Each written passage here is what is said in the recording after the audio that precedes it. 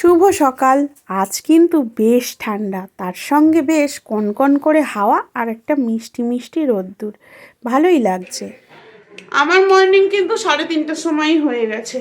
কালকে প্রিয়দর্শিনীর ভ্যাকসিন ছিল, প্যাঁ প্যাঁ তো করেছেই, আবার 3:30টাতে উঠেও গেছে, মানে রাত্রির জেগে ঘুমিয়েছে, আবার তাড়াতাড়ি উঠেও পড়েছে। যাই হোক, আমার বাত্তান মাজিং ঘষিং কমপ্লিট, গ্যাসটা স্নান করানো হয়ে গেছে, কিন্তু গ্যাস মোছা হয়নি, কারণ মা আমার কাছে প্রিয়দর্শিনীকে দিয়ে গেল।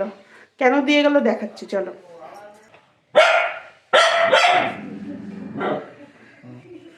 মা সকাল সকাল গান্ধী দর্শন করলো। হ্যাঁ, আরে দেখো রান্না বান্না কমপ্লিট। এখন কি করছে? পুকুরে স্নান করছে, নাচ করছে, ড্যান্সিং। খেতে দিয়ে দিলে মা? না, খাইয়ে পাঠিও না, খাইয়ে দাও ওদের দুটো। হ্যাঁ, আজ কি বার জানো? শুক্রবার। আচ্ছা, দিয়ে দাও। দড়ি দিও না ছাগলের।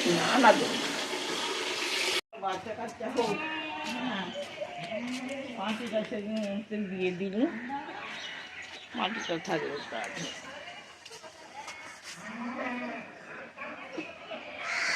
এর কদিন বাঁচবে তাই নিয়ে যাচ্ছে রাজি মনে হয়। এর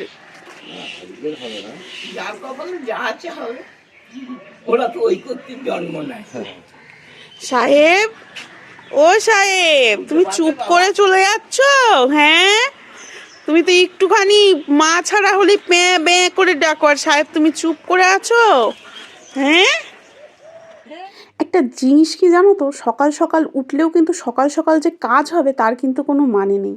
আমি অনেক দিন দেখেছি দেরি করে উঠি, তাও কিন্তু ঠিক টাইমে রান্না হয়ে যায়। আজকে দেখো একেবারে সকাল সকাল উঠলাম, কিন্তু কোনো কাজই হলো না, কারণ ওই যে প্রিয়দর্শিনীকে নিয়ে বসেছিলাম। আমি বসে নয়, ঘোরাচ্ছিলাম। যাই হোক, এবার মা নিয়েছে, কাজে চলে এসেছি। চলো, আজকে মুগ আর মসুর একসঙ্গে মিশিয়ে ডাল বানাবো, আর দেবো শিম। কি বলো তো, আমার মেয়ে আর মেয়ের বাবা দুজনেই কিন্তু এক ক্যাটাগরি, তারা একেবারে সবজি খেতেই চায় না, তাই নানা রকম রাজনৈতিক বুদ্ধি অ্যাপ্লাই করি আমি, বুঝেছো? 2 রকমের ডাল দিয়ে আর শিম দিয়ে দেবো, খেয়ে নেবে। আর এমনি যদি শিম টিম করি, দেবাগ্নি তো একেবারে খায় না, তবুও দেবাগ্নির বাবা খায়। আর আজকে কিছু করার নেই, প্রেশার কুকারে শরণাপন্নই আমাকে হতে হলো, তার কারণ হয়েছে লেট হয়ে গেছে। আর কি বলো তো, তোমাদের এক কথা কি আর বলবো বলো, বলতেও যেন আমার খারাপ লাগে। তোমাদের দাদা না এত রাত করে বাড়ি আসে, তারপরে শীতের রাত, আর ঠান্ডাও তো বেশ পড়েছে না, সবজি সেভাবে কিন্তু পায় না, জানো তো। শুধুমাত্র ঘরে ছিল শিম, শিম দিয়েই কাজ চালাচ্ছি, কি আর করা যাবে। ওই যে শিম দিয়ে দিলাম ডালে, আর করব হচ্ছে শিম দিয়ে সর্ষে বাটা। আর এই যে ভুসো চিংড়ি ছিল, ভুসো চিংড়িগুলো ভাবছি বাটবো, ওটা আমি আর শাশুড়ি মা দুজনেই খাবো। আর দেখো, সাত সকালবেলা বিনিময় প্রথার জিনিস পেয়ে গেলাম, মানে দিদি দিল হচ্ছে শীষ পালং, আর দেবাগ্নির জন্য হচ্ছে চাউমিন। যাই হোক, আমি আমার কাজগুলো সেরে নিই, আর ভাজাভুজির জন্য পাঁপড় ইনস্ট্যান্ট একদম ঝটাপট তৈরি হয়ে যাবে। যদিও এই পাঁপড় চায়ের সাথে খায়, কিন্তু বাঙালি তো সব কিছুর সাথেই সব কিছু মানিয়ে গুছিয়ে নিয়ে চলতে পারে, তাই না? দেখো, সংসার করি তো, বাচ্চা নিয়ে সংসার, সব কিছু না মানি, একটু ভয়ও লাগে। কেন লাগে পরে বলছি, তার আগে দেখো 5 টাকা করে কফি পেয়েছি, মাত্র 5 টাকা, তাই 4খানা কিনে নিয়েছি, বুঝলে? তো কেটে কুটে রেখে দিই ভালো করে, ফ্রিজে জায়গাটা কম লাগবে। এবার বলি কেন ভয় লাগে সংসার করি বাচ্চা নিয়ে, সেটা হচ্ছে দেখো, পৌষ মাসে বলে যে কুকুর বেরালো বাড়ি থেকে তাড়াতে নেই, আর সেখানে আমাদের বাড়িতেই কিন্তু ছাগলটার জন্ম হলো, আমাদের বাড়িতেই লালন পালন হলো, আমাদের বাড়িতেই বড় হলো, আর সেই ছাগলকে আমাদের পৌষ মাসে দিয়ে দিতে হলো। আমার একটু ইচ্ছে ছিল না, কিন্তু আমার তো জিনিসটা না, জিনিস হচ্ছে মায়ের, দিয়ে দিল। আমার খুব ভয় করে, জানো তো, যদি কিছু ক্ষতি হয়। একটু পুরনো মনস্ক আমার, কি করব বলো, ছোট থেকে ঠাম্মা ঘেঁষা ছিলাম তো, এর জন্য এই ধরনেরই মন হয়ে গেছে। চলো, ভাতও বেড়ে নিয়েছি, তোমাদের দাদাও রেডি হয়ে গেছে, এবার বেরোবে, সে তাড়াতাড়ি করছে। না বাবা, কেন কেন কেন কেন, ঝপ ঝপ ঝপ ঝপ ঝপ ঝপ ঝপ ঝপ ঝপ ঝপ ঝপ ঝপ ঝপ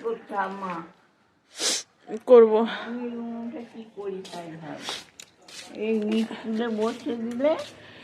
না না, আমি এর উপরেই করবো, বলে তো উনুন করতে নেই, হচ্ছে এর উপর করবো তো, বলি না পৌষ মাসে উনুন করতে নেই, তুমি তোমার তো বদ্যি হয়েছে, তুমি করতে পারবে, তাই তুমি করেছো, এর উপরে আমি বসিয়ে দেবো।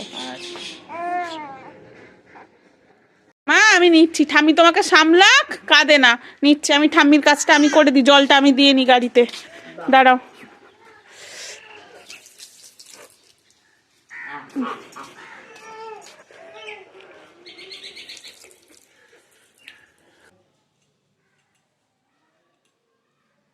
শুধু রান্নাটাই হয়েছে, আর কোনো কাজই হয়নি।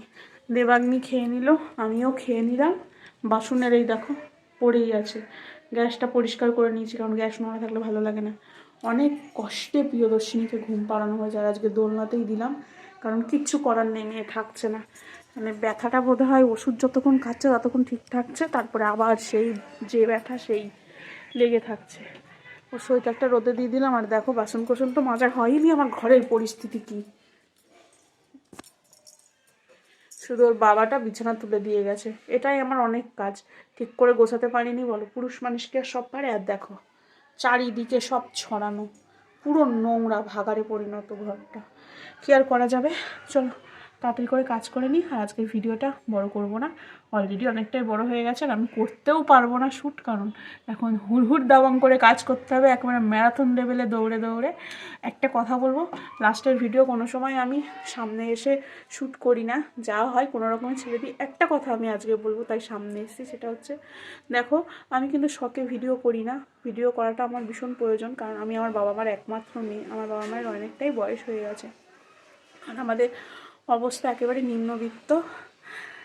এগুলো বলা ঠিক নয় সোশ্যাল মিডিয়াতে এসে, কারোর কাছে আমি কিছু সাহায্য চাইছি না, আমি শুধু এটুকুই চাইছি, যদি আমার ভিডিও ভালো লেগে থাকে তো প্লিজ একটু শেয়ার করে দিও, তাহলে আমার বাবা মায়ের যে দায়িত্বটা সেটা আমি নিতে পারবো। কারণ আমার বাবার বয়স প্রায় 70-এর কাছাকাছি, এখনও সে খেটে খায়, আর মা কিন্তু একজন প্যারালাইসিস রোগী, প্রায় 10 বছর ধরে এখনও মানে মাথাটাও কাজ করে না মায়ের সেভাবে।